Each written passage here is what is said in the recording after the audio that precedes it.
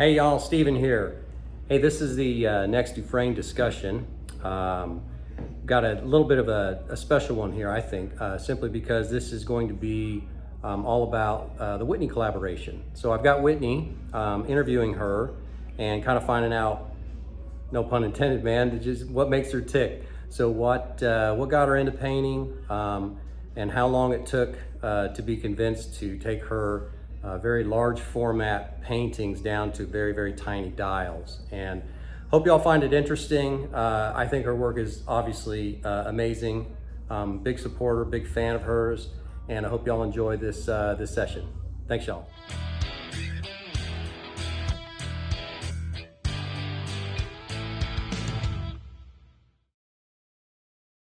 All right, howdy y'all, Steven here from Dufrane, and we are in the showroom today. I've got a special guest. I want to introduce everybody. She's been behind the scenes for a while. Now she's in front of the camera. So I want to introduce everybody to Whitney. Whitney, please say hello and welcome. Hello and welcome.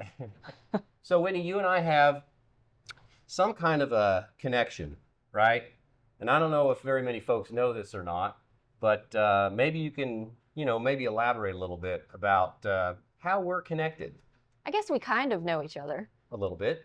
We're married, folks. Ah, yeah. So Whitney is the brainchild behind the Whitney collaboration. For those that participated in it last year, you saw the was it 18 pieces? I think 16. 16. Yeah. 7. So whatever it was. There were, they were on the website. They were available for about 4 minutes, and then they sold out. So we had no idea that they would be as I don't know, as much in demand as what they were. And so once we finished that, you said, yes, let's do it again. And so I wanted to kind of share a little bit more about Whitney today. I wanted to talk a little bit more specifically about some of the dials. We brought some of the pieces in. I want to talk about, where it all started from the perspective of the Whitney collaboration is what we call it. But I think it'd be helpful for folks maybe to hear a little bit more about you, how you got started, and maybe even tell the story of what it took for me to convince you to finally try this, and to great success, I might add. So maybe you can tell us a little bit more about kind of, for the folks, how you got into art. Yeah, so it's kind of a funny story. I have no professional training or background, never thought I would be a painter or an I know what that's artist. like. Very true. Some of the best things tend to come out of that, just being inspired. But it really all started when I sat in front of Mark Rothko's work for the first time. So he does big abstract color fields, these like vibrational fields of color. Right. And I don't know, probably 15-ish years ago, I saw one of his paintings in person for the first time in San Francisco, and I sat on a bench in front of one of those paintings for probably 2 hours. So this was like 15 years ago? About, yeah, Okay. I think, roughly. And I'm not acting, folks. I'm actually interested in this as well, because if you're married and sometimes you talk about these things in detail, and sometimes they just go by. So and then you forget. Yeah. But yeah, probably about 15 years ago. But I was just taken with them. I was completely infatuated. He became... But nothing up to then? No other... No, Yeah. nothing at Okay. all. In fact, when I was in high school, I was like not allowed to touch art projects because I just didn't have that muscle or didn't think I had that muscle. But Well, that's funny because your sister was always interested, at least, Yeah. in the history of art, right? Well, and I've always been interested in that side. I've always had an appreciation for more the mechanics and the skill of it, if you will. But this was the first time I've sat in front of a piece and felt emotionally really moved. But when you say you weren't allowed to touch it, would you try to steal one, or? I was a cheerleader and we had to create signs. And Oh. I was quite literally told, like, go do choreography because you'll mess this up. Okay. So I can't draw, can't do... So you're saying your art at that point was kind of like our laundry room right now. Chaos. All right. Okay. Anyways, but fell in love with Mark Rothko, just was incredibly taken with these vibrational color fields, the emotion that they evoked, just a different feeling than I'd ever had before sitting in front of art. Okay. And it stuck with me for just years after that, not knowing how it was going to impact me. But I just, every time I got a chance to see his work or work like it, I just became more and more interested. Something was, something kind of woke up within me that I didn't know was there. I've always been kind of a creative person, but not necessarily in that type of a way. Right. Right. But and then, do you want me to talk about how Well, yeah, years later it? yeah, as I say, I think that's always an interesting, I don't know, pivot point, right? Because like I was always interested in watches as well. Yeah.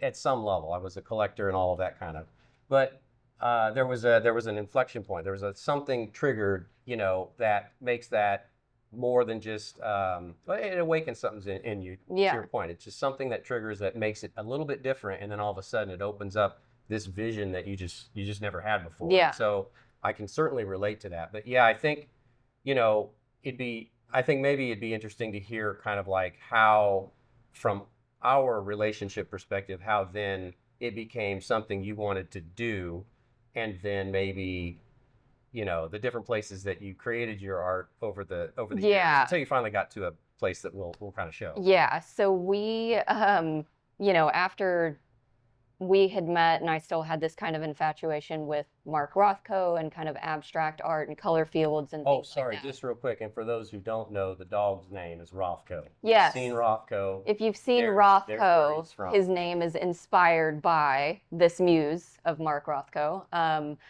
But we, what's interesting is both of us were kind of knowledgeable about big artists, you know, Monet, Degas, all of those. Yeah. But for some reason, we weren't super aware of I had never heard of them before. the prominence of Mark Rothko. Yeah. So we thought, you know what? Let's do a little investment in art together and see if we can get a small Rothko. And So y'all, if you don't know, a little investment is, you know, building a city in comparison to what we were thinking of. Mark some Rothko's small- pieces have been some of the most expensive at auction, some of them going for hundreds of millions of dollars. So we had a good laugh after we realized, you know, the That's not kind gonna of happen. the level of his work, if you will. And so after that, Stephen, you know, kind of not totally seriously, but was like, why don't you try to create art that is similar, evokes a similar feeling as those pieces? Yeah. And I think I very specifically said, why don't you this recreate is never one? going to happen. So Yeah. why don't you just throw something up there? Yeah, we have a big, you know, area. So to her point, you know, Rothko's style is very large format. And if you see, and I'll put in the comments, you can see some of Whitney's art from her website. They're larger format pieces. And so to me, it made sense. Sure, let's see what we Yeah, can do. go see what you can Yeah, do. Yeah. And kind of brushed it off for a little bit, but then was like, sure, let me see, just because I was so taken with the feeling I had sitting in front Yeah. of those pieces that I wanted to find a way to keep that and to keep that going and to sit in that type of feeling and that type of air. And that gave me a way to do that. So I thought, you know what, let's do it. Let's see if I can continue that type of a feeling by trying to create things like Right. this myself. And started by going out in the garage and doing that and experimenting and just playing and Yeah. seeing what I could do. And Now, just, yeah, so y'all know, they're grown now, but there were 3 boys in the house. And so there wasn't a whole lot of space yeah, to create, you know, large format paintings. So much less did I want to get the house super dirty because I was throwing paint everywhere, being very experimental in the beginning and things. And she's it was in a Texas summer, really hot. 120 degrees, Yeah. trying to paint. Just drenched in sweat in the summer times and cold in the winter. And so that kind of, once I knew this was something I wanted to continue to do, it wasn't just a hobby. We started to think of other spaces for me to go Right. because that wasn't sustainable. It wasn't comfortable. I just couldn't do it long term. So eventually, you and your parents actually went out in the backyard and created my first art studio, Yeah.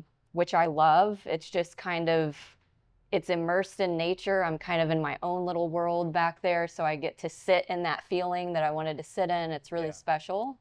It's a, yeah, we live on a hill overlooking, you know, kind of some a little bit of a valley, and Kind of the beginning of the hill country of yeah, Texas. yeah, and so it's a special place, and you'll see some footage here of you know, kind of walking back into her area and seeing that you know, that studio. So okay, so you've been creating art now for a number of years. That was, yeah, I was trying to think. I think that was almost 10 years ago. Yeah, Probably 9 years ago it's been ish. it's been a bit for Yeah. sure, but you know, you've got art into the world now. I mean, that's one of the things I love about watches and the, I don't know if I want to say legacy, but the fact that this is something physical that hopefully makes somebody happy when they have it on, Yeah. and they get enjoyment from it, because nobody needs a watch. People just like watches. So I love the fact that that is something that brings joy to someone, and that it's going to, you know, maintain itself. It's not software that needs Yeah. to be upgraded or just disappears or never physical. So I think that, you know, now that you've got art in the world, you know, I think it's kind of a similar type feeling. I don't want to put words in. I was going to say, let me pause you Yeah, there yeah. because I differ a little bit, and this is probably unique to every maker, every creator. Yeah. With painting and with art, for me, it's more about if I think about the collector and the audience while creating it, I don't think the work is as strong. Okay. I actually am thinking more about either my inspiration for it, wherever it might come from. More than anything, it's me sitting in that feeling Okay. that I Yeah. felt Yeah, yeah, in yeah. front of that painting. And it's this sacred space for me almost of, it's my church. Yeah. It's like, Yeah. this is where I get to be in that feeling, and everything else fades away. I'm completely in flow. So I'm actually more focused on kind of going where, whatever you want to call it, muse, you know, spirit, whatever it is. Well, yeah, you've come to me after you've traveled somewhere, and you said, I've got this great idea of creating this piece that, you know, is dark, and then the light hits, like Yeah. ascending, you know, through the clouds or something. Yeah. Or I've got this inspiration for this cloud of dust, and I feel like it's horses, and then, you know, Yeah, like, I think I get what you're saying. It's more about following that, Yeah. and then you release it, and whatever anybody else wants to get out of that, that just enhances my love of Okay. it. Yeah, yeah. But I have to focus solely on the creation first, or else it almost becomes commerce. Okay. Okay.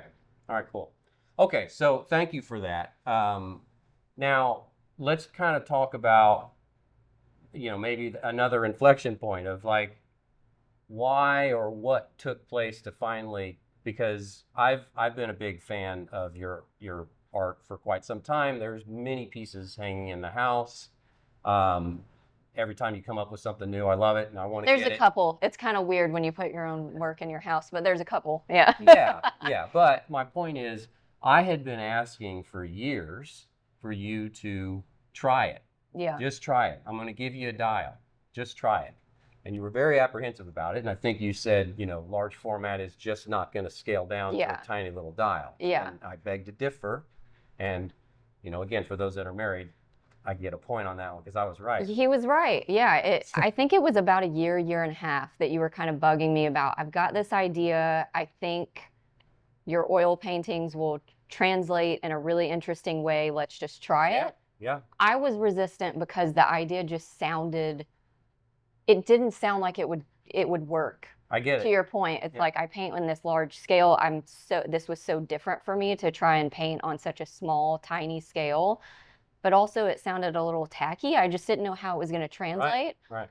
But he was right. Well, and I think that's, you know, I'll show this in a little bit more close up in some different areas. But like this was her first attempt, so we'll get some footage. That's the OG, Yeah. very first one. And if you ever come into the showroom, this is in the Dufrane Museum. This was the first attempt. I don't know how long it took you to do it, but it's not like you went through 50 dials practicing. No, that is And the first one. that Yeah, I it ever just sat came down. out in such a magical way Yeah. that I was like, oh, we're on to something. So, Yeah, it was, when I gave in, I was like, okay, let's just try this out. No Yeah. harm done if it doesn't work. Yep. It was like as I was going through the process, being proven wrong, and I kind of love when that happens sometimes. Uh, Oh, but it was it's on tape. Yeah. it translated beautifully, Yeah. and somehow the textures of the oil paint translated really nicely. It has almost this like antique patina type look that I love about oil paint. See, now, and the reason I thought it would be really cool is because there's a lot of folks that are into watches that love texture. Yeah. I have so many folks talk about, I love this linen texture. I Yeah. love this, sandy texture. And they'll even bring loops, little magnifiers to take a look at the dial. Ooh, that would be fun with these. That's yeah. what I'm saying. Knowing how you were painting your regular paintings and how much texture. I mean, you use like sand and flowers and all kinds of different things that you mash, into this. Sometimes whatever, matcha. yeah, medium or whatever it is. That I knew that there's so much texture in it. It's going to be really, really interesting. Not just the colors, Yeah. but the actual like texture of we're really looking at it. So each one is unique. Each one is one of one. And so maybe, now we can talk a little bit about the actual second drop that's coming here. It's July now, for those maybe looking at this months from now. Probably in the September-ish time frame, we're going to drop the next, I think it's 21 or 22 pieces. I think so. I can't even remember. Yeah. So just for those who don't know, I'm going to have, they're only available as a first come, first serve. There's no other fair way to do it because they are pretty cool, pretty unique. And I think the second round, folks are going to be pretty interested. I'm going to open up the showroom here for those that are in Austin or in the Texas area. And I'm going to, if you're on the newsletter, you'll get informed of this. So please do subscribe to the newsletter if you are interested in the Whitney collaboration pieces. But I'm going to open the showroom and have all, whatever it is, 22 pieces available for everybody to take a look at. Then they'll be on the website. Photography on the website so you can see what they look like. And then I'll pick a very specific day that they'll just be live on the website, and you'll get your chance to pick one of these very, very unique pieces. So that's how it's going to go. Sign up for the newsletter, and then you'll get more information. But maybe now you can talk about, we've got a handful of them here, and we'll get some better camera angles. But maybe you could talk about I don't know, how you came up with some of these designs, these ideas. Yeah. Well, first of all, it might be interesting for people to know, like, how are these actually created? So in my large scale work, it evolved to where one day I just intuitively wanted to paint with my hands. So I rarely paint with a paintbrush these days. I'm using my hands. So that's kind of unique. So I wanted to translate the same concept to these dials. So I'm actually sitting down with kind of a paper towel covering on my finger, right, and painting these tiny little pieces at a time with my finger, letting parts dry, coming back the next day and doing the next layer. Because oil paint takes forever. Takes forever to dry. So that's the longest part of this process, is really between layers, the drying process. And it's kind of beautiful to see how each layer starts to build on each other and create texture and different color as it blends. But so yeah, it's all done literally with my finger. But I always tell people that she has a tiny little easel and a tiny little paintbrush. Yeah, that's actually better. But I mean, the inspiration for each of them comes from a lot of different places. Sometimes it might be a color itself that I'm inspired by, and I just want to take that color and, okay, so let's talk about this one right here. Yeah. So this is, I'll get better images, but this is the Travis piece, but you came up with a really cool scheme on this one. So this one, again, he'll probably be able to show you in more detail, but it's got kind of a vivid blue in the background, which was the dial itself. Mm-hmm. And I kind of came over the top with some whites, some browns together to create almost this like cool breath, snow mountain type of feeling. It's a very cooling feeling when you look at it, but I think maybe we had gotten back from Santa Fe or somewhere in the mountains recently before that, and I was just thinking about kind of the rugged terrain of a mountain. Yeah. Okay. So this one is kind of inspired by that. one of these, sitting here was inspired by during the spring when we have all of these beautiful wildflowers here in Texas, the things like the bluebonnets, the Indian paintbrushes, so kind of the Texas Hill Country Yeah. wildflowers that were all around, and we had a beautiful explosion of that this spring. Right. This Yeah, this one, one's so cool. I love that one. yeah, this one is more of just I love green and like an olive drab green, so I just wanted to take the inspiration of that color itself and push that color and texture. Okay. So yeah, there's lots of different places that the inspiration for these will come from. Sometimes there is no inspiration and I sit down and just Yeah. see where it takes me and Yeah. have fun. Like with this one is very different from all the rest. It's kind of just a sporadic explosion of color. You think it looks like street art. Yeah, when she got done with it, and she was saying, "What do you think?" I said, "Man, that's cool. It's very like street art." Yeah. And it's the only Barton Springs that we're doing. So this one I think is really, really cool. And what's funny is some of the ones that I feel the most hesitant and don't really like have been the ones that get the most Yeah, I interest think that's from the difference people. between men and women. Yeah, I think yeah. there's a distinct, interest of this kind of, rough, Yeah. I don't know, rough kind of look to it, and you're like, oh, that's going to be terrible, and then Yeah, and people love it. So it's Yeah. all in the eye of the beholder. That's Yeah. what's great about art is everybody sees and feels something different. I got an email from one of your customers that has one of the Whitney pieces, Right. which I so appreciated, and he was telling me what he saw in the watch and what it made him think of every time he looks down at it, and Yeah. that was really cool to see Yeah. his own interpretation Yeah. of what it is. Yeah. So. That's awesome. Okay.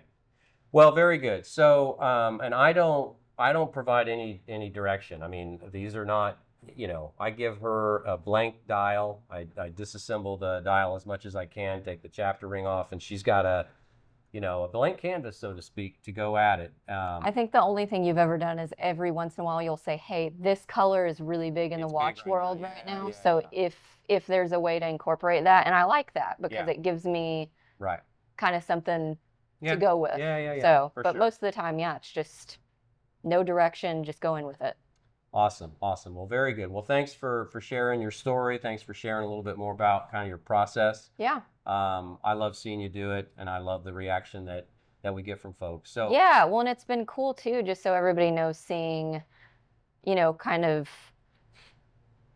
in both a marriage partnership and a business partnership, it's been really cool to take both of our passions, which seemingly don't have a lot to do with one another, Right. and see them kind of beautifully combined and come to life so that we can creatively collaborate together. So that's No, been, and I love how limited they are. That in the sense of this is not a line that I will explore in mass quantity. Yeah. 300 pieces of that or anything Yeah. like that. It's too special. It's too unique. we want them to feel very, what do you call it? Piece unique almost. Yeah. I mean, it's they're all one of ones. I mean, Yeah. they really are. So we'll do these once a year, and they'll be in the same format.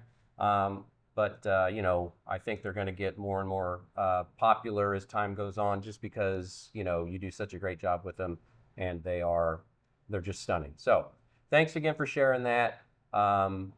Thanks y'all for taking a look and hearing a little bit more about the Whitney collaboration. Again, they're coming soon. So if you like this video, go ahead and this is my marketing guy saying in my ear right now, make sure to tell them to like and subscribe.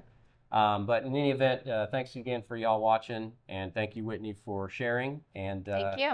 we'll see y'all in the next one. Thanks, y'all. Actually, and I'm gonna have her back. I think that I've got a couple of interesting questions and ideas I want to ask you. So we may have you back in another month or two. So thanks again. All right. All right, thanks y'all. Thank Have you. a good one. Bye. Adios.